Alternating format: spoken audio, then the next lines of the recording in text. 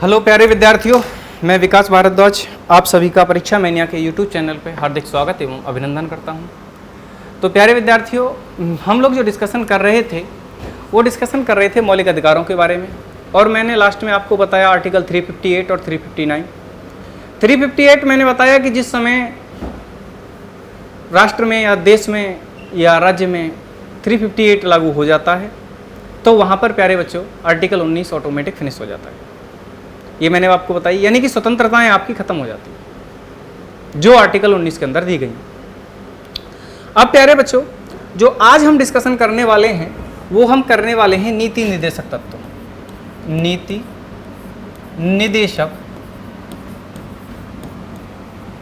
तत्व, और जो राज्य के नीति निर्देशक तत्व जिनके बारे में हम लोग डिस्कशन करने वाले हैं वो हमारे यहाँ जो दिए गए हैं प्यारे बच्चों, वो आयरलैंड के संविधान से लिए गए हैं।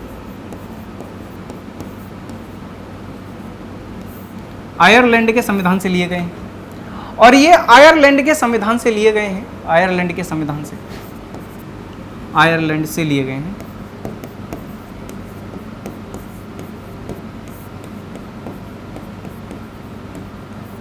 ये आयरलैंड के संविधान से लिए गए हैं, और यदि इनकी बात करें ये कहाँ हैं, तो प्यारे बच्चों भारतीय संविधान के भाग 4 में और अनुच्छेद 36 से 51 तक है। 36 से 51 तक दोबारा समझने की कोशिश करेंगे कि राज्य के नीति निर्देशक तत्व। प्यारे बच्चों दोबारा समझने की कोशिश करेंगे, राज्य के नीति निर्देशक तत्व भारत के संविधान में। देखिए मैं दोबारा से अगला पेज लेकर के और आपको समझाने की कोशिश करता हूं। प्यारे बच्चों, हम लोग समझते हैं नीति निर्देशक तत्व।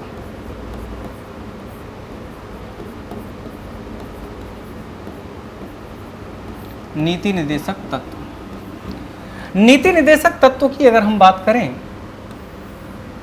तो यह है भारतीय संविधान के भाग 4 में, भारतीय संविधान के भाग 4 में और अनुच्छेद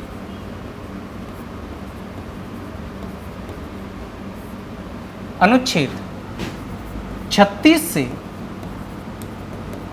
51 तक है। कहां से कहां तक है प्यारे बच्चों? 36 से 51 तक है। इसके बाद में यदि हम बात करें, क्वेश्चन बनता है कि राज्य के नीति निर्देशक तत्व कहां से लिए गए हैं, तो ये आयरलैंड के संविधान से लिए गए हैं। आयरलैंड के संविधान से लिए गए हैं।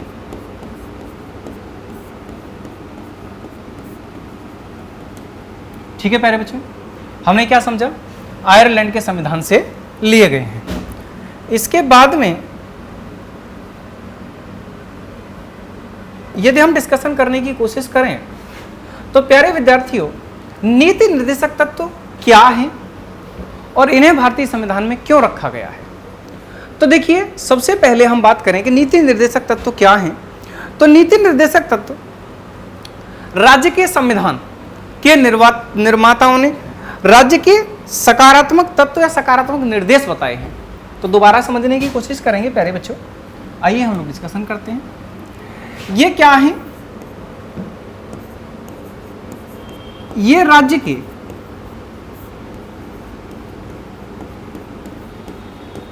लिए सकारात्मक निर्देश है।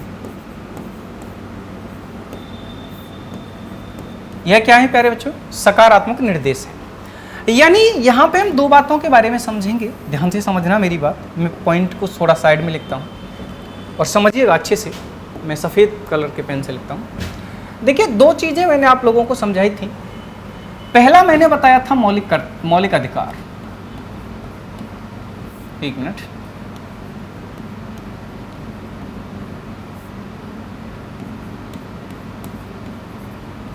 मौलिक अधिकार। तो देखिए, मौलिक अधिकार क्या है? मौलिक अधिकार एक नागरिक के लिए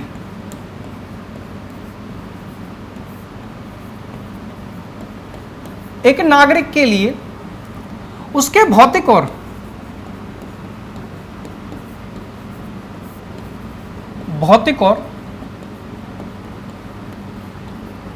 नैतिक अधिकार है, भौतिक और नैतिक अधिकार है जो संविधान द्वारा संरक्षित हैं या संविधान द्वारा संरक्षण प्राप्त है। सॉरी, मिस्टेक हो मेरे से, दोबारा। सर्वोच्च न्यायालय द्वारा या न्यायपालिका द्वारा संरक्षण प्राप्त है। यानी कि जो मौलिक अधिकार हैं, यदि इनका उल्लंघन होता है तो आप सुप्रीम कोर्ट जा सकते हो। ठीक है प्यारे बच्चों, लेकिन जो नीति निर्देशक तत्व हैं, यदि इनका उल्लंघन होता है, यदि सरकार इनको पूरा नहीं करती है, तो इनके लिए आप सुप्रीम कोर्ट नहीं जा सकते हो, पहली बात। दूसरी बात मैंने अभी आपको बताई, ये सकारात्मक निर्देश हैं, और जबकि मौलिक अधिकार कैसे हैं, नकारात्मक प्रकृति के हैं। ये कैसे हैं, ये नकारात्मक हैं प्यारे बच्चों। नकारात्मक कैसे? नकारात्मक का मतलब इनकी प्रकृति जो है, इनका जो उच्चारण है, जो बोलने का तरीका है, वो नकारात्मक है। कैसे, मैं आपको समझाता हूं। जैसे लिखा गया कि राज्य किसी भी व्यक्ति को विधि के समक्ष समानता से वंचित नहीं करेगा, विधि के समक्ष समानता से वंचित नहीं करेगा। बात समझ में आई? इसी तरीके से बहुत सारे, जैसे धर्म जाति मूल वंश, आर्टिकल 15, धर्म जाति मूल वंश और निवास स्थान के आधार पर किसी व्यक्ति से भेदभाव नहीं किया जाएगा। तो ये नहीं शब्द आ रहा है यहां पे, ठीक है। किसी भी व्यक्ति को अपने प्रति गवाही देने के लिए प्रस्तुत, मतलब प्रेशराइज नहीं किया जाएगा, दबाव नहीं दिया जाएगा। लेकिन यहां क्या है, यहां यह है कि राज्य का यह कर्तव्य है कि वह स्त्री और पुरुष दोनों को समान कार्य के लिए समान वेतन प्रदान करे। तो ये क्या है, ये समान प्रकृति के हैं। आपसे कोई व्यक्ति पूछ ले कि भाई आप ये बताओ कि आपने दो चीजें पढ़ी हैं, एक आपने पढ़े हैं मौलिक अधिकार और एक आपने पढ़े हैं राज्य के नीति निर्देशक तत्व, तो इन दोनों में क्या अंतर है? तो उन्हें बताना है कि भाई मौलिक अधिकार प्रवर्तनीय हैं, ठीक है, या वाद योग्य हैं, या इनका सुप्रीम कोर्ट में चैलेंज किया जा सकता है, इनका सुप्रीम कोर्ट द्वारा संरक्षण प्राप्त है, जबकि नीति निर्देशक तत्व वाद योग्य नहीं है, इन पे हम वाद विवाद नहीं कर सकते हैं, हम इन पे सुप्रीम कोर्ट नहीं जा सकते हैं, सुप्रीम कोर्ट से ये नहीं कह सकते हैं कि हमारे लिए सरकार ने ये नहीं किया। हाँ, इन्होंने नीति निर्देशक तत्व रखते समय संविधान निर्माताओं की ये सोच थी कि भविष्य में भारत सरकार के पास यदि पैसा होगा तो वह लोगों के लिए कल्याणकारी योजनाएं चलाएगी, भारत को एक कल्याणकारी राज्य बनाएगी। तो वही मैं अभी समझाने की कोशिश कर रहा हूं आप लोगों को। तो नीति निर्देशक तत्व तो क्यों जरूरी हैं? तो एक भारत को कल्याणकारी राज्य बनाने के लिए आवश्यक हैं। क्या कह रहे हैं? भारत को एक कल्याणकारी राज्य बनाने के लिए आवश्यक है। यानी उस समय सरकार के पास पैसा नहीं था। आज मान के चलिए मोदी जी के पास पैसा है, तो मोदी जी क्या कर सकते हैं? मोदी जी रोजगार दे सकते हैं, ठीक है, मोदी जी अच्छी अच्छी योजनाएं ला सकते हैं जिससे कि भारत राष्ट्र का कल्याण हो। तो भारत को एक कल्याणकारी राज्य बनाने के लिए नीति निर्देशक तत्व जरूरी हैं, लेकिन सरकार से यह जबरदस्ती नहीं है कि वह किसी भी कार्य को करने के लिए बाध्य है। हाँ, सरकार, राज्य का यह कर्तव्य है, यानी कि राज्य का यह कर्तव्य है कि वह समान कार्य के लिए स्त्री और पुरुषों को समान वेतन दे, या जो हमारी आर्थिक शक्ति है उसका केंद्रीकरण करे। मेरे प्यारे बच्चों, यह बात आपकी समझ में आ रही होगी जहां तक मेरा विचार है। अब यहां पे क्या है, ये बताया मैंने, ये सकारात्मक है, ये नकारात्मक है, ये बताया ये वाद विवादित है नहीं है, ये परिवर्तनीय है नहीं है। तो प्यारे बच्चों, ये बातें मैंने आप लोगों को समझाई, और आइएगा अब हम आगे डिस्कशन करते हैं कुछ बातों को लेकर के। दोनों में अंतर मैंने बताया, दोनों में अंतर बहुत जरूरी है जानना प्यारे बच्चों, क्योंकि ये आपके लिए बहुत आवश्यक है और यहाँ से आपको पढ़ना भी जरूरी है इन चीज़ों को। बस आपसे एक बात और पूछी जाएगी कि नीति निर्देशक तत्वों का प्रयोग कहां किया जाता है, तो नीति निर्माण में।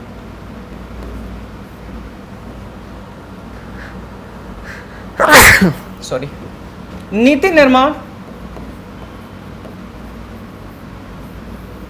में इनका प्रयोग किया जाता है।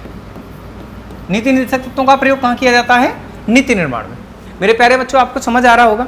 देखिए, ये जो 4 पार्ट हैं, जो ये 4 भाग हैं, एक हमारी प्रस्तावना है, एक हमारा मौलिक अधिकार है, एक हमारे नीति निर्देशक तत्व हैं और एक हमारे मौलिक कर्तव्य हैं। ये भारतीय संविधान का दर्शन भाग है। कैसा भाग है? फिलोसफिकल भाग है। ये फिलोसफी है भारतीय संविधान की, यानी कि दार्शनिक भाग है। और इस दर्शन में हम लोग जो पढ़ रहे हैं वो एक तरीके से मैंने आपको बताया था प्रस्तावना में कि प्रस्तावना भारतीय संविधान का दर्शन है। फिर मैंने आपको मौलिक अधिकारों के बारे में बताया प्यारे बच्चों, तो मौलिक अधिकारों में मैंने बताया कि ये भारतीय संविधान का दर्शन है। तो उसी तरीके से हम लोग डिस्कशन कर रहे हैं इन सारी चीज़ों का। तो जहाँ तक है आपकी समझ में आ रहा होगा, आप लोग स्क्रीनशॉट ले लिया करो थोड़ा, ठीक है। आइए हम लोग आगे डिस्कशन करते हैं, इस बात को मिटा देते हैं थोड़ा सा नीचे से। अच्छा, तो ध्यान से समझिएगा मैं क्या कहना चाह रहा हूँ। अब हम लोगों को पता चला कि यह भारतीय संविधान में अनुच्छेद 36 से लेकर के अनुच्छेद 51 तक है। आइए डिस्कशन करते हैं अनुच्छेद 36 के बारे में। आर्टिकल 36 क्या कहता है? आर्टिकल 36 क्या कहता है? तो आर्टिकल 36 राज्य की परिभाषा देता है। क्या कहता है? राज्य की परिभाषा।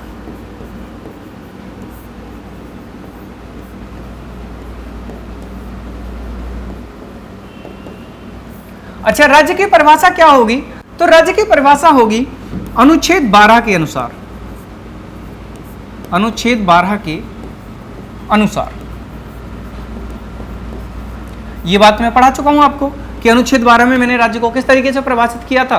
अनुच्छेद 12 में मैंने आपको परिभाषित किया था कि केंद्रीय विधानमंडल और राज्य की विधानसभाएं, और प्यारे बच्चों अगला मैंने आप लोगों को बताया था राज्य सरकारें, यानी कि राज्य विधानमंडल और विधान परिषद, और मैंने आपको बताया था जितने भी हमारे लोक या प्रशासनिक अधिकारी हैं वो सभी, और स्थानीय सरकारें यानी ग्राम पंचायत, नगर पंचायत, ये सभी क्या हैं? राज्य का भाग है।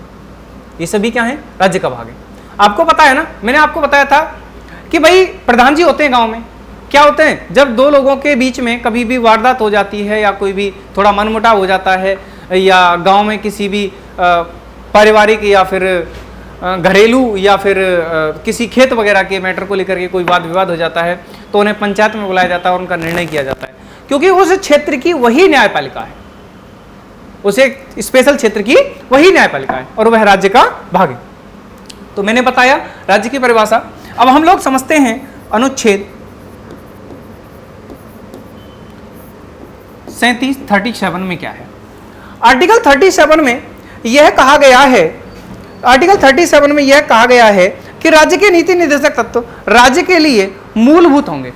यानी कि मैंने आपको बताया राज्य के लिए क्या होंगे? मूलभूत होंगे, यानी राज्य को कल्याणकारी बनाने के लिए आवश्यक होंगे और यह अपरिवर्तनीय होंगे, और यह अपरिवर्तनीय होंगे। मैंने कहा राज्य के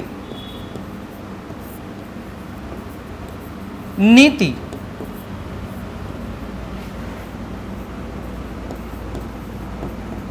निदेशक तत्व राज्य के लिए मूलभूत होंगे, मूलभूत होंगे, और यह अपरिवर्तनीय होंगे, और यह अपवर्तनीय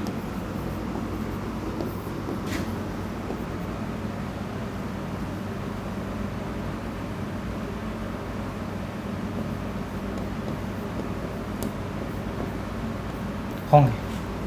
ये बात आपकी समझ में आ गई होगी जहां तक मुझे उम्मीद है। प्यारे बच्चों, आपकी समझ में ये बात आ गई होगी। यानी कि राज्य के जो नीति निर्देशक तत्व होंगे वो राज्य के लिए मूलभूत होंगे, यानी कि राज्य को कल्याणकारी बनाने के लिए वह आवश्यक होंगे, राज्य को कल्याणकारी बनाने के लिए वह आवश्यक होंगे।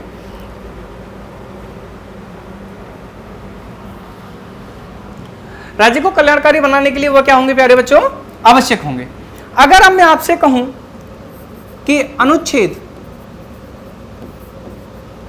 38 में क्या लिखा है, तो अनुच्छेद 38 में लिखा है न्याय। राज्य न्याय से परिपूर्ण होगा, राज्य न्याय से परिपूर्ण होगा। लेकिन कौन कौन से न्याय से परिपूर्ण होगा? तो राज्य आर्थिक,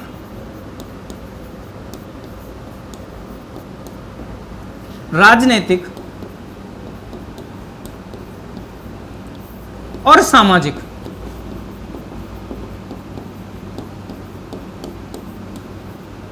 सामाजिक न्याय से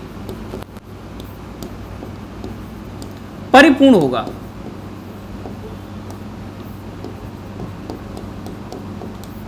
राज्य आर्थिक, सामाजिक और राजनीतिक न्याय से परिपूर्ण होगा। यह बात समझ में आई? यानी कि हम ये कह सकते हैं आर्टिकल 38 के अकॉर्डिंग, आर्टिकल 38 के अकॉर्डिंग टू आर्टिकल 38 जो स्टेट है यानी कि जो राज्य है वह आर्थिक, राजनीतिक और सामाजिक तीनों प्रकार के न्याय से परिपूर्ण होगा। राज्य का यह कर्तव्य है कि वह आर्थिक, राजनीतिक और सामाजिक न्याय अपने लोगों को प्रस्तुत कराए या उपलब्ध कराए। अब समझिएगा कि एक आर्टिकल है वेरी इंपोर्टेंट वीवीआई आर्टिकल है 39, और इस 39 आर्टिकल के अंदर कुछ भाग दिए गए हैं। जैसा कि मैंने बताया कि अगर ब्रैकेट में लिखा है तो इसका क्लॉज है, अगर ब्रैकेट में लिखा है तो इसका क्लॉज है, और इसमें क्लॉज ए है, क्लॉज बी है, क्लॉज सी है, क्लॉज डी है और क्लॉज ई है। इतने सारे आर्टिकलों के बारे में हम आर्टिकल 39 में पढ़ेंगे, और उसके बाद में एक स्वतंत्र आर्टिकल पढ़ेंगे। ओह सॉरी, मैंने इसको भी ब्रैकेट बंद कर दिया, गलती होगी मेरे से। आर्टिकल 39A, इसके बारे में भी हम लोग डिस्कशन करेंगे प्यारे बच्चों। जब इसके बारे में हम लोग डिस्कशन करेंगे तो देखिएगा आर्टिकल 39A क्या कहता है। आर्टिकल 39 यह कहता है कि राज्य का यह कर्तव्य है, मैं लिखूंगा राज्य का यह कर्तव्य है, राज्य का यह कर्तव्य है कि वह सभी नागरिकों को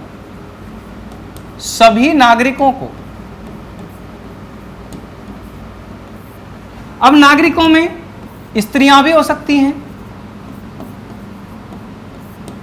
और पुरुष भी हो सकते हैं।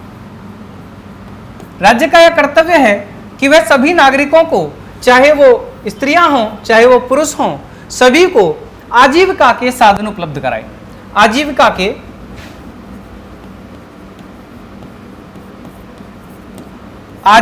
के साधन उपलब्ध कराए, साधन उपलब्ध कराए। यानी राज्य का यह कर्तव्य है कि वह अपने सभी नागरिकों को समान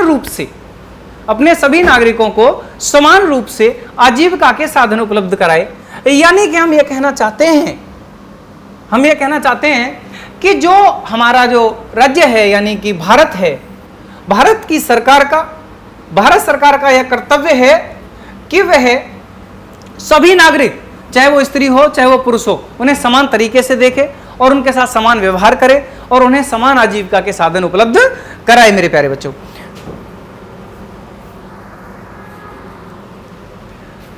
अब देखिए जो राज्य के संसाधन हैं, राज्य के साधनों का समान रूप से प्रयोग, राज्य का यह कर्तव्य है कि वह राज्य के साधनों का, राज्य के जो साधन हैं उन साधनों का, देश के जो संसाधन हैं उनका समान रूप से जनहित में प्रयोग करेगा, समान रूप से जनहित में प्रयोग करेगा। अगला आर्थिक शक्ति का, केंद्रीयकरण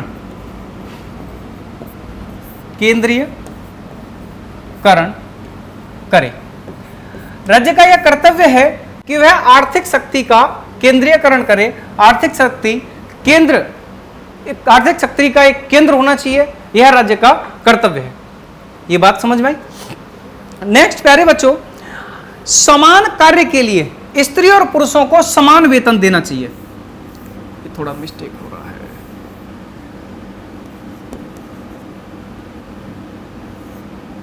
स्त्री व पुरुष को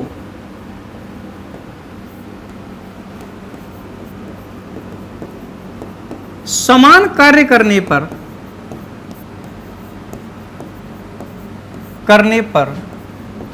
समान वेतन मिलना चाहिए। समान वेतन दिया जाना चाहिए। समान वेतन दिया जाना चाहिए।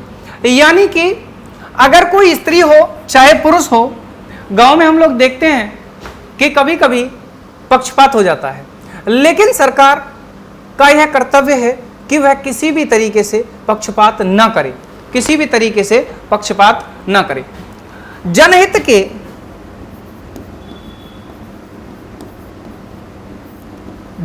के स्वास्थ्य की देखभाल करें। जनहित में स्वास्थ्य की देखभाल करे, राज्य का यह कर्तव्य है। आओ प्यारे बच्चों, एक बार इस आर्टिकल को दोबारा से देख लेते हैं। एक और बात है, आर्टिकल एफ भी है इसके अंदर, लेकिन वो इंपॉर्टेंट नहीं है आप लोगों के लिए, कि बचपन और यौवन को शोषण से बचाए। यदि आप इसमें लिखना चाहते हैं तो लिख सकते हैं कि बचपन और यौवन को शोषण से बचाए, राज्य का यह कर्तव्य। यहाँ पे मैं लिख देता हूँ, चलो इसको भी, थोड़ा जरूरी तो नहीं है, इतना इंपॉर्टेंट नहीं है, आपके पेपर में नहीं आएगा, लिख देता हूँ। राज्य का यह कर्तव्य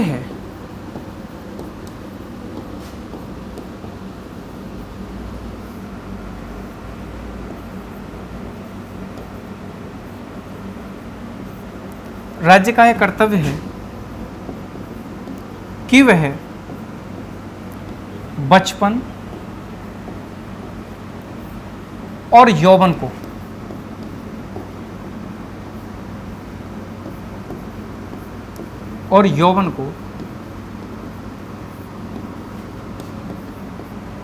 शोषण से बचाए।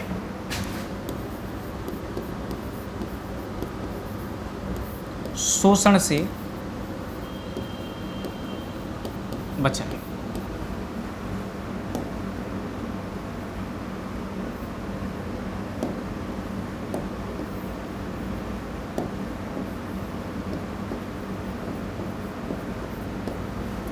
ध्यान से समझिएगा। आर्टिकल 39 में क्या लिखा है?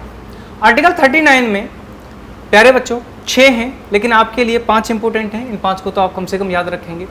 तो इसमें लिखा है, पहला, राज्य का कर्तव्य है कि सभी नागरिकों को, चाहे वो स्त्री हो चाहे वो पुरुष हो, उन्हें समान कार्य का समान वेतन देना होगा।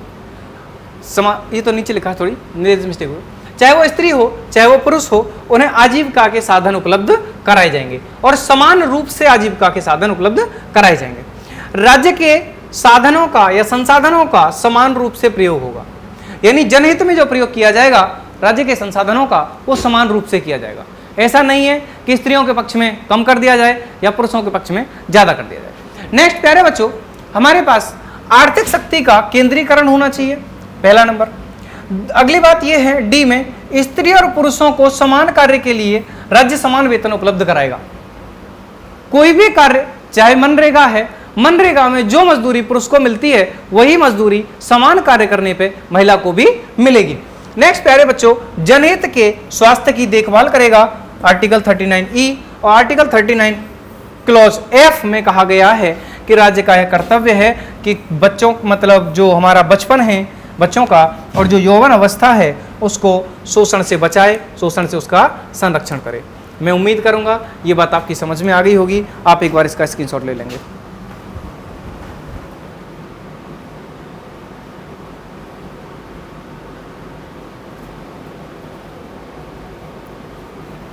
चलिए आओ डिस्कशन करते हैं। अब एक स्वतंत्र आर्टिकल है, आर्टिकल 39A, इंपॉर्टेंट है, याद रखना। क्या कह रहा है? राज्य का यह कर्तव्य है, राज्य का यह कर्तव्य है कि वह नागरिकों को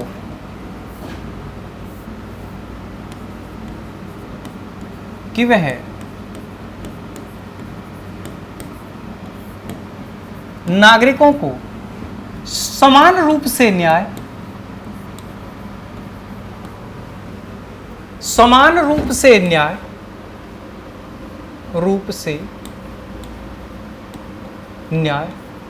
और निःशुल्क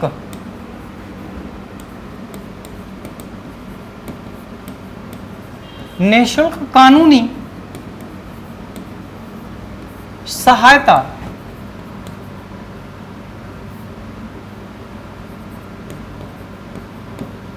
प्रदान करे।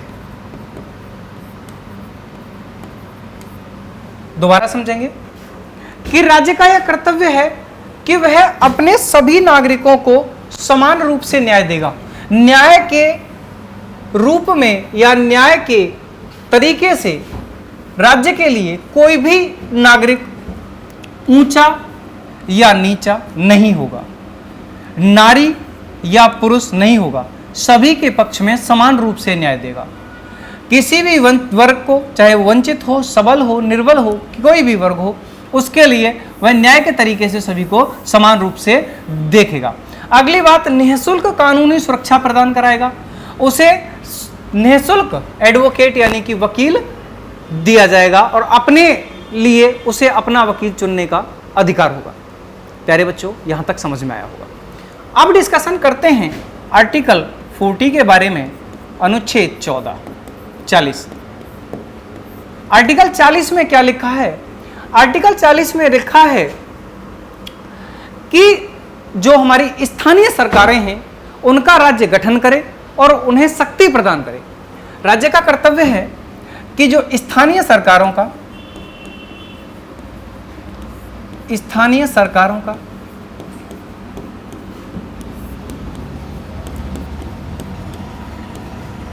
गठन और शक्तिकरण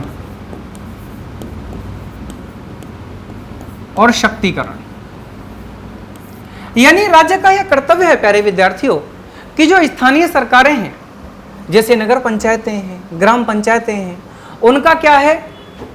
विधिवत उनका गठन किया जाना चाहिए, उनके इलेक्शन होने चाहिए, उनका चुनाव होना चाहिए और उन्हें उस क्षेत्र में एक प्रकार से शासन करने की या प्रशासन संभालने की, शासन करने की शक्ति प्रदान की जानी चाहिए।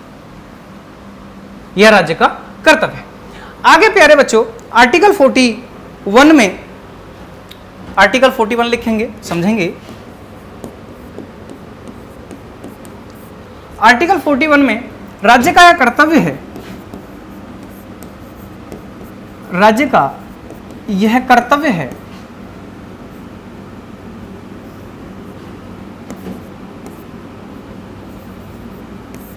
का यह कर्तव्य है कि वह रोजगार के, ऐसे नहीं, ऐसे लिखो कि वह बेरोजगारी,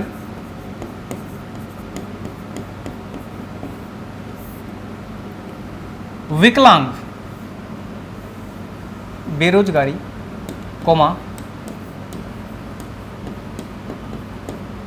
विकलांग, वृद्ध,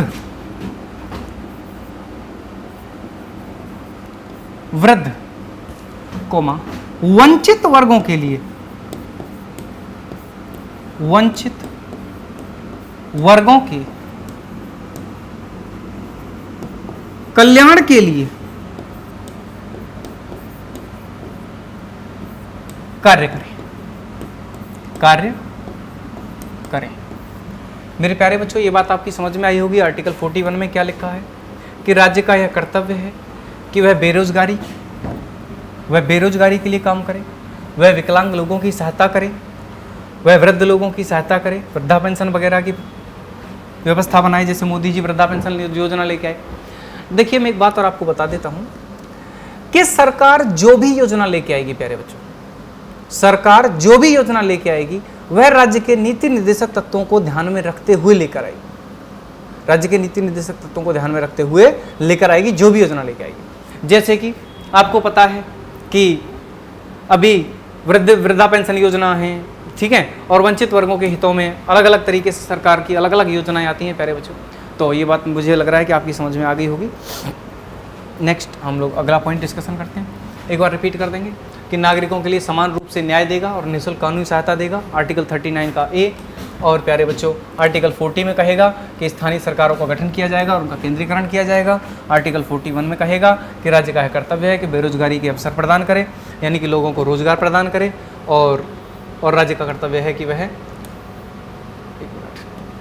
रोजगार के अवसर प्रदान करे और अलग अलग योजनाएं जनहित कल्याण के लिए जारी करे।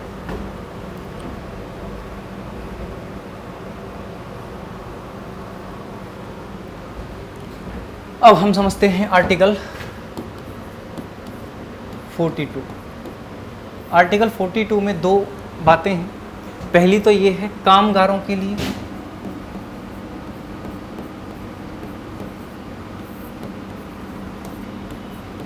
कामगारों के लिए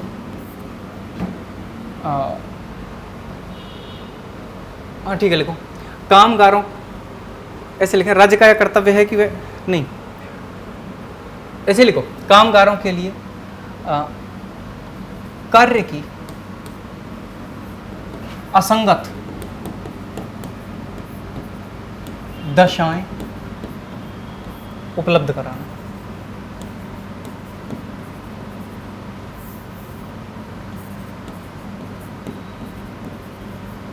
उपलब्ध कराए, ऐसे ठीक है। राज्य का यह कर्तव्य है कि वह कामगारों के लिए कार्य की असंगत दशाएं। और देखिए दूसरा पॉइंट क्या है, महिलाओं को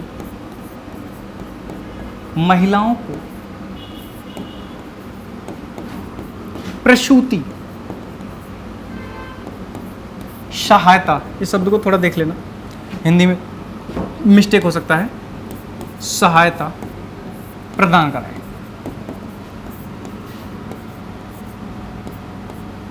प्रसूति सहायता से मतलब बच्चों, जब एक बेबी का जन्म होता है यानी कि डिलीवरी टाइम पे उसके लिए एम्बुलेंस वगैरह की व्यवस्था करना, उसे अच्छे हॉस्पिटल की व्यवस्था करना, यह राज्य का कर्तव्य है। और उसके पोषण का भी आजकल ध्यान रखती है गवर्नमेंट। मैंने इस बात पे चर्चा नहीं की है, इस बात को आप देख लीजिए एक बार, जहाँ तक मुझे उम्मीद है रिपीट कर लेंगे हम लोग।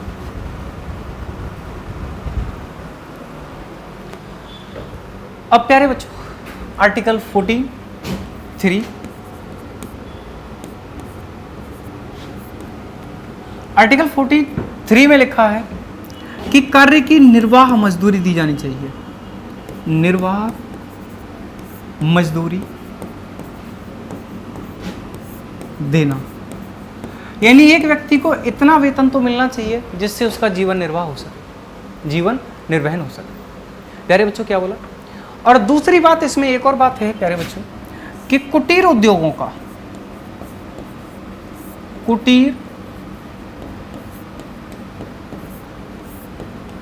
का ध्यान रखना चाहिए।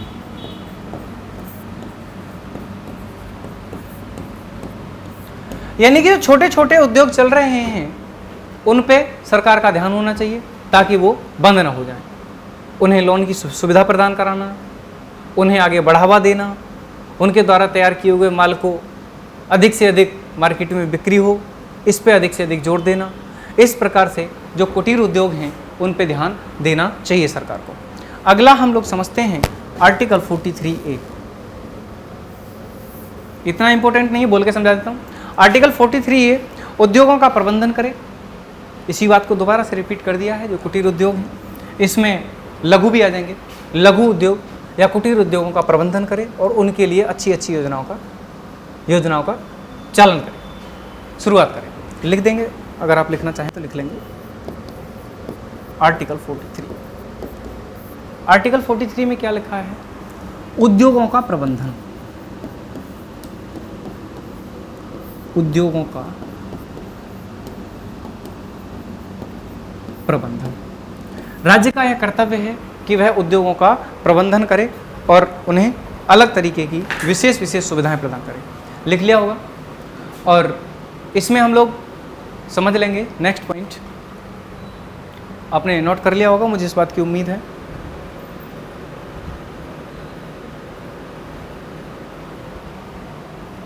अब सबसे इंपॉर्टेंट बात है 43B में, ये 43A था, इसको तो नोट कर लेना, 43A था, मैंने बोला तो 43A ही था। नेक्स्ट प्यारे बच्चों 43B, 43B में क्या है, आर्टिकल 43B, समझिएगा ध्यान से प्यारे बच्चों। इसमें है सहकारी समितियों का गठन कराना। राज्य का यह कर्तव्य है कि वह सहकारी समितियों का गठन करे। सहकारी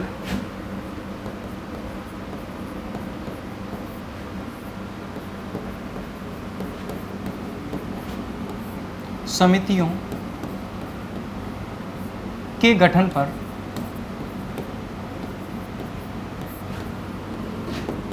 जोर देना। अच्छा सर, ये सहकारी समिति का गठन मतलब सहकारी समिति, ये एक संशोधन हुआ था 97वां संविधान संशोधन, संविधान संशोधन 2011। इस बात को थोड़ा नोट कर लेना, ये अपडेट बात है, ये आपसे पेपर में पूछी जा सकती है, ठीक है। नेक्स्ट हम लोग डिस्कस करते हैं आर्टिकल 44। आर्टिकल 44 को थोड़ा स्टार बनाना, क्योंकि आज की डेट में बहुत ज़्यादा चर्चा में चल रहा है आर्टिकल 44, और इस पे मैं विशेष डिस्कशन करूंगा, थोड़ा एक डिटेल एक्सप्लेनेशन करूंगा। समान नागरिक संहिता, समान नागरिक संहिता। देखिए, समान नागरिक संहिता में सहायता प्रदान। देखिए, समान नागरिक संहिता, राज्य का यह कर्तव्य है कि वह राज्य के नागरिकों में समान नागरिक संहिता। देखिए, इस बात पे चर्चा चल रही है कि समान नागरिकता लागू होनी चाहिए, समान नागरिक संहिता लागू होनी चाहिए, लेकिन इसमें कई सारी बातें हैं, उसमें अगर हम लोग डिस्कशन करें या ध्यान दें तो देखिए, समान नागरिक संहिता को लागू करने के कुछ पहलू हैं, कुछ लोग इसके पक्ष में हैं, कुछ लोग इसके विपक्ष में हैं। जैसा कि यदि एक साथ समान नागरिक संहिता को थोड़ा सा मैं मोटा मोटी बता देता हूँ। देखिए, हम लोग यदि अपनी राय प्रस्तुत करें तो हम यही कहना चाहेंगे कि दोनों पक्ष और विपक्ष को पढ़ने के अनुसार मुझे केवल इतना पता चला कि समान नागरिक संहिता लागू होनी चाहिए, यह आवश्यक है, क्योंकि समान नागरिक संहिता लोगों के बीच समानता, भाईचारे, बंधुता के लिए अति आवश्यक है। लेकिन प्यारे बच्चों, हमें इसके लिए 2-4 बातों पर विशेष ध्यान रखना चाहिए कि समान नागरिक संहिता लागू करने से पहले सरकार को उनके सभी धर्मों से, जो राष्ट्र के सभी धर्म हैं, सभी धर्मों से कुछ पार्ट उठाना चाहिए और समान नागरिक संहिता को क्रमिक रूप से लागू करना चाहिए। ऐसा नहीं कि समान नागरिक संहिता को एक साथ लागू कर दिया तो इससे देश में विद्रोह पैदा होगा, ठीक है, लोग यह समझेंगे कि हमारे धर्म के विरुद्ध चीज़ें जा रही हैं। और यदि सबसे पहले सरकार का कर्तव्य है कि वह लोगों के बीच जागरूकता प्रदान करे, उनमें जागरूकता बढ़ाए, जब लोगों में जागरूकता पैदा होती है तो उसे स्टेप बाय स्टेप यानी कि क्रमिक रूप से समान नागरिक संहिता को लागू करें। प्यारे बच्चों, ये बात आपकी समझ में आई होगी। तो राज्य का कर्तव्य है कि वो लोगों के बीच में समान नागरिक संहिता लागू करे। अच्छा, आर्टिकल 45, 6 वर्ष तक के बच्चों के लिए, 6 वर्ष तक के बच्चों के लिए उनके स्वास्थ्य और उनके पोषण का ध्यान रखना। 6 वर्ष तक के बच्चों के स्वास्थ्य, शिक्षा, स्वास्थ्य शिक्षा और पोषण।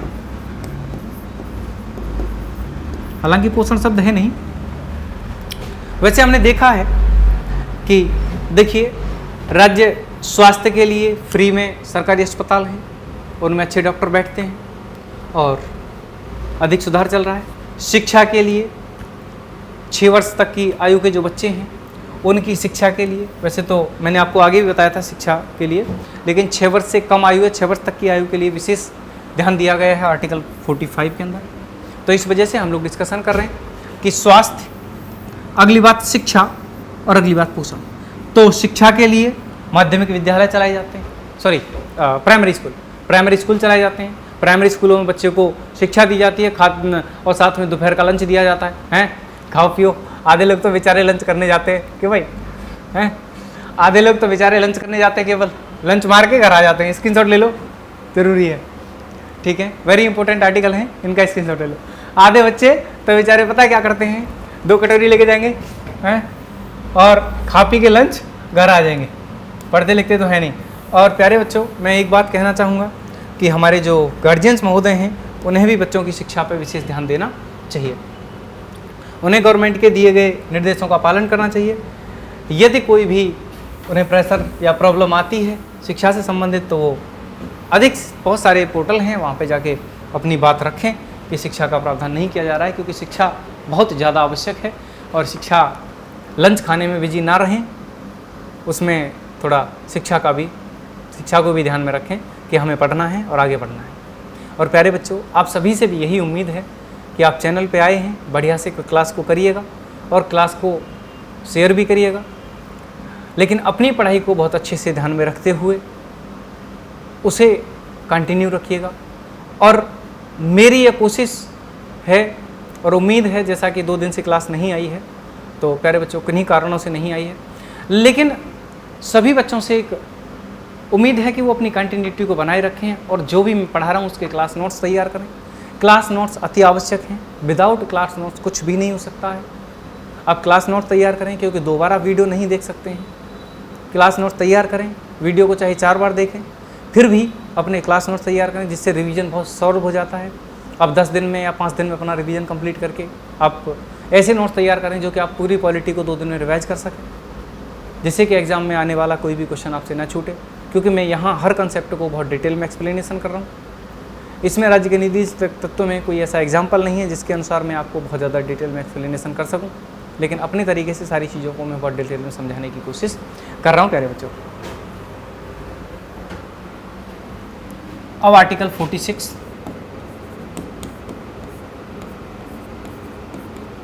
आर्टिकल 46 में लिखा है प्यारे बच्चों कि अनुसूचित जाति और जनजाति के लिए शिक्षा के विशेष प्रावधान चलाए जाने चाहिए। कैसे लिखेंगे? अनुसूचित जाति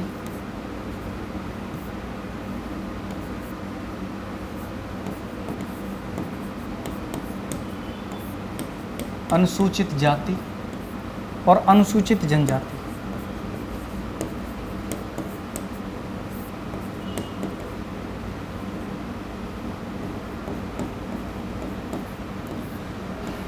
इनके लिए शिक्षा के विशेष प्रावधान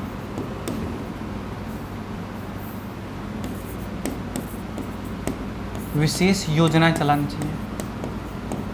यानी कि अनुसूचित जाति और अनुसूचित जनजाति की शिक्षा पर विशेष ध्यान देना चाहिए या शैक्षिक हितों में कार्य करना चाहिए। इस बात को संविधान में दूसरे शब्दों में लिखा है कि शैक्षिक हितों में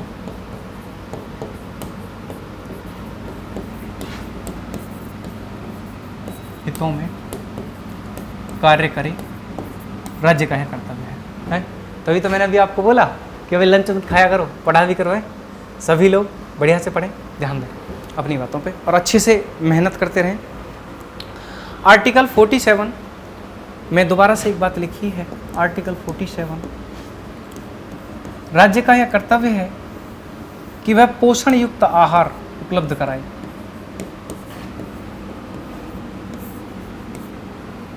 पोषण युक्त आहार उपलब्ध कराए। राज्य का यह कर्तव्य है कि पोषण युक्त आहार उपलब्ध कराए प्यारे बच्चों। और जैसे शराबबंदी वगैरह है, यहाँ पे एक बात मैं समझाना चाहूँगा कि शराबबंदी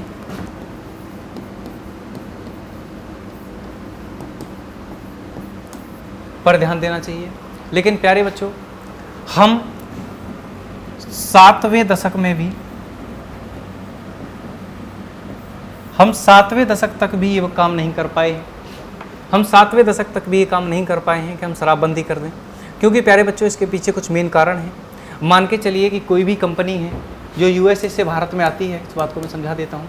कोई भी कंपनी है यूएसए से भारत में आती है, या आप किसी भी इंजीनियर को यूएसए से भारत में लाते हो, और उसका यह शौक है, क्योंकि आपने देखा है बहुत सारे देश ऐसे हैं जहाँ पे, देश क्या हमारे यहाँ भारत में भी कुछ लोगों के विशेष शौक है जो उन्हें शराब चाहिए। तो प्यारे बच्चों, एक इंजीनियर आता है, यदि हम शराब बंद कर देते हैं, राज्य की भी यहाँ पे मजबूरी है कि यदि हम कोई भी इंजीनियर बाहर से लाते हैं और यदि वह, मुझे लग रहा है आवाज़ कम आ रही है, तो देखिएगा, यदि भारत में शराब बंद कर दी जाती है तो वह कहेगा कि हमसे तो हमारा जो मेन अधिकार था वही छीन लिया गया, तो हम वहाँ पे जाके क्या करेंगे। तो हो सकता है इस वजह से वह भारत में आने से इनकार कर दे। तो इस वजह से हमारी मजबूरी है कि वह हम शराब पर या मद्य निषेध या फिर हमारा जो भी नशे वगैरह हैं उन पे हम इतनी ज़्यादा कंट्रोल नहीं कर सकते हैं। लेकिन सरकार का बहुत अच्छा ध्यान है, हम इस बात की प्रशंसा करते हैं। चलिए हम आगे बढ़ने की कोशिश करते हैं प्यारे बच्चों। बहुत सारे राज्यों में शराब बंद है, जैसे कि हमारा बिहार है, तो बिहार में शराब बेचने और शराब पीने पर बहुत बड़ा प्रतिबंध है। अगला जो हम लोग डिस्कशन करते हैं,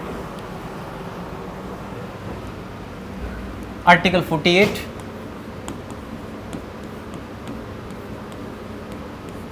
आर्टिकल 48 में लिखा है कृषि और पशुपालन को, पशुपालन के हितों में कार्य करें। सरकार का यह कर्तव्य है कि वह कृषि और पशुपालन के हितों में कार्य करे। और प्यारे बच्चों, दूसरा है गौ तथा दुधारू पशुओं के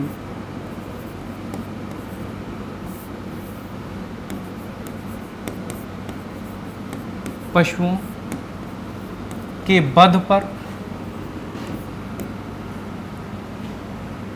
वध शब्द लिखा है, वध पर प्रतिबंध लगाएं, प्रतिबंध लगाएं।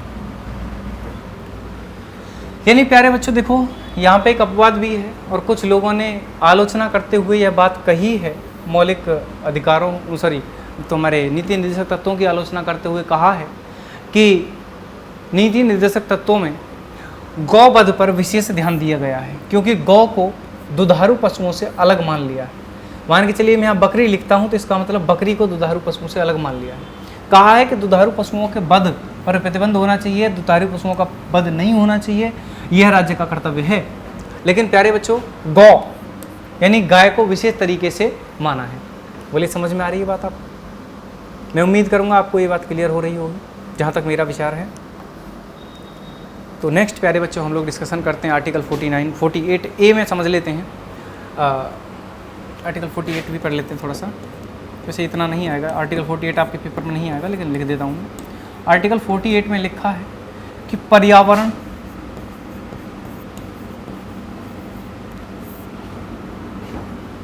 पर्यावरण संरक्षण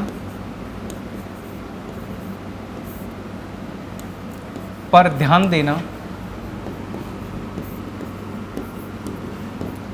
राज्य का कर्तव्य है, राज्य का कर्तव्य है।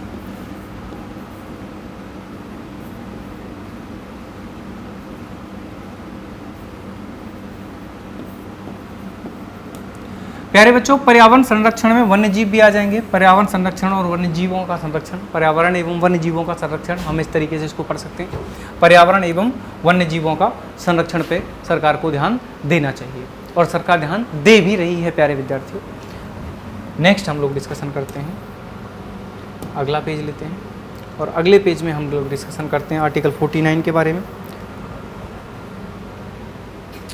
आर्टिकल 49 में क्या लिखा है, आप लोग बस याद कर लेंगे इसको। आर्टिकल 49 में क्या लिखा है, तो आर्टिकल 49 में लिखा है राष्ट्रीय स्मारकों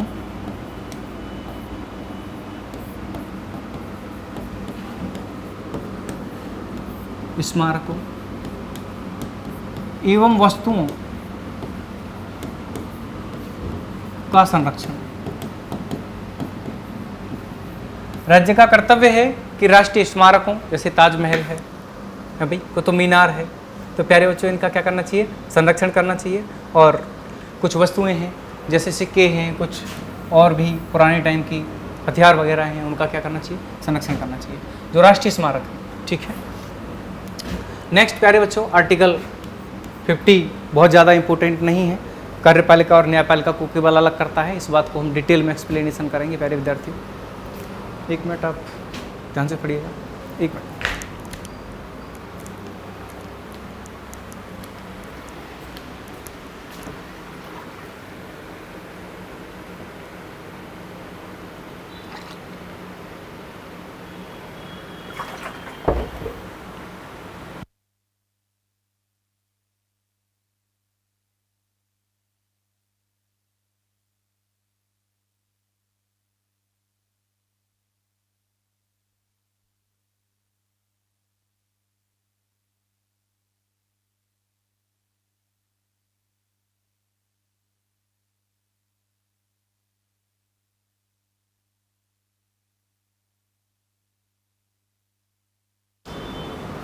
चलिए कंटिन्यू।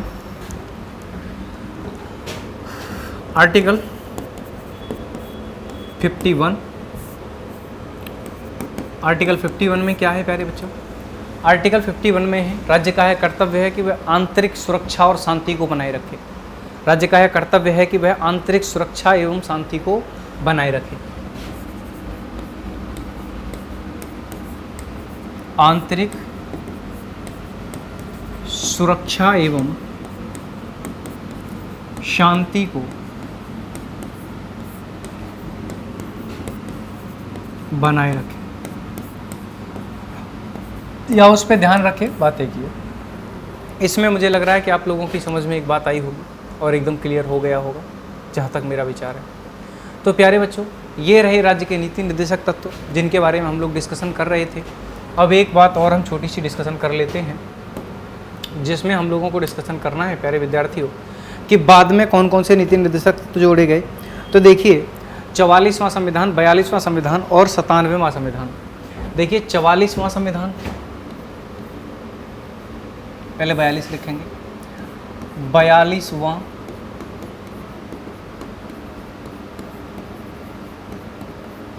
संविधान संशोधन। एक तो 42वां संविधान संशोधन जो कि 1976 में हुआ प्यारे बच्चों, जो कि 1976 में हुआ, और एक था 44वां संविधान संशोधन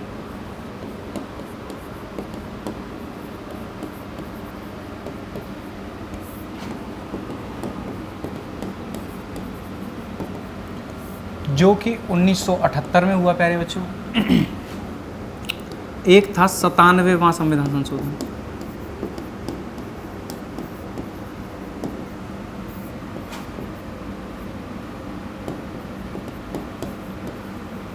ये संशोधन इससे संबंधित आपको याद रखने हैं, ये 2011 में हुआ था। ये संशोधन आपको याद रखने हैं और ये बेहद इम्पोर्टेंट और महत्वपूर्ण भी हैं, क्योंकि यही 3 संविधान संशोधन हैं जिसमें मौलिक अधिकार जो नीति निर्देशक तत्व जोड़े गए।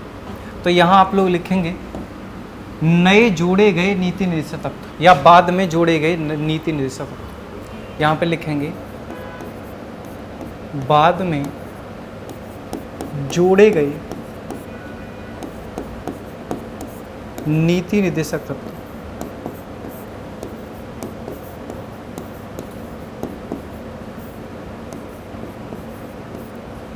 बाद में जोड़े गए नीति निर्देशक तत्व। और इसमें हम लोग समझ रहे हैं संविधान का संशोधन 42वां, भारतीय संविधान का 42वां संविधान संशोधन, जिसमें हम लोगों ने जोड़े थे 39 का ए प्यारे बच्चों और 43 ए 48 ए, 39 का ए 43 ए 48 ए और प्यारे बच्चों इसमें जोड़ा गया था 48 का एफ। इतने संविधान संशोधन इसमें जोड़ गए, सॉरी अरे मिस्टेक हो गया, 39 का F, 39 sub clause F, 39 sub clause F. दोबारा समझेंगे 39 का ए एक स्वतंत्र आर्टिकल है, 43 का ए ये एक स्वतंत्र आर्टिकल है, 48 का ए ये एक स्वतंत्र आर्टिकल है और 39 सब क्लॉज, ये 39 क्लॉज एफ ये भी बाद में जोड़ा गया है और ये स्वतंत्र आर्टिकल नहीं है, ये 39 का क्लॉज है। ये क्या है? 39 का क्लॉज है।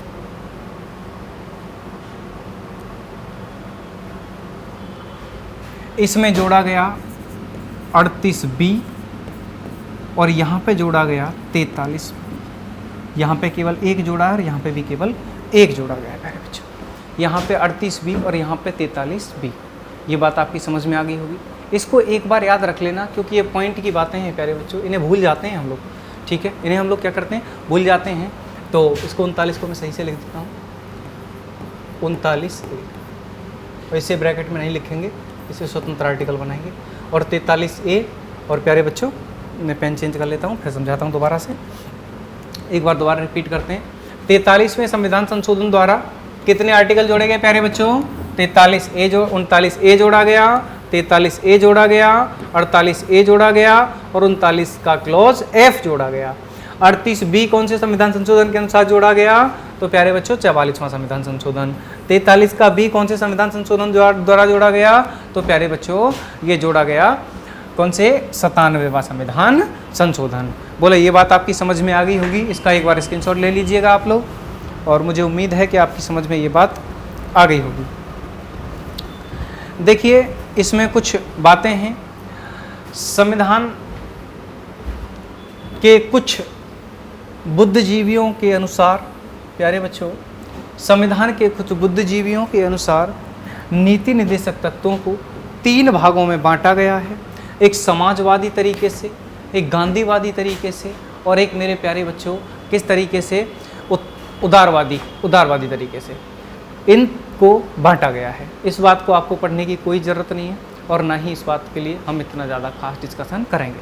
पर हाँ याद रखना कि उदारवादी तरीके में कुछ आते हैं और हमारे गांधीवादी तरीके में कुछ नीति निर्देशक तत्व आते हैं और प्यारे बच्चों कुछ नीति निर्देशक तत्व आते हैं हमारे समाजवादी तरीके से। तो मुझे उम्मीद है कि मैंने आपको आज के टॉपिक में नीति निर्देशक तत्वों के बारे में समझाया और पढ़ाया। आपकी समझ में क्लास आई होगी और आपने अच्छे से और पूरे मन से क्लास को समझा होगा और पढ़ा होगा प्यारे बच्चों, और मैं इस बात की उम्मीद करता हूँ, ठीक है। और जो भी मैंने आपको आज कराया है उसके वह आपकी समझ में अच्छे से आया होगा, मैं इस बात की उम्मीद करता हूँ। तो धन्यवाद। क्लास को शेयर करिएगा भाई, और ज़्यादा से ज़्यादा कल हम लोग जो डिस्कशन करेंगे इसकी कुछ वॉइसली आलोचनाओं के बारे में, और कुछ लोगों ने क्या क्या इनके बारे में कहा है कि हमारे ए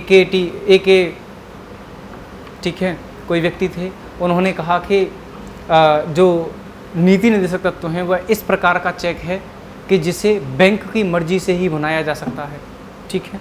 तो इस तरीके की बातें हम लोग कल समझेंगे कि किस व्यक्ति ने कौन सा कथन दिया है। इन कथनों से क्वेश्चन आते हैं। आज की क्लास ज़्यादा लंबी हो जाएगी प्यारे बच्चों, तो मैं आपसे यहीं विदा लेना चाहता हूँ। धन्यवाद, और पढ़िएगा और अपना ध्यान रखिएगा और अपनों का ध्यान रखिएगा। बहुत अच्छे से मेहनत करिए, पढ़िए और आगे बढ़िए। धन्यवाद क्लास।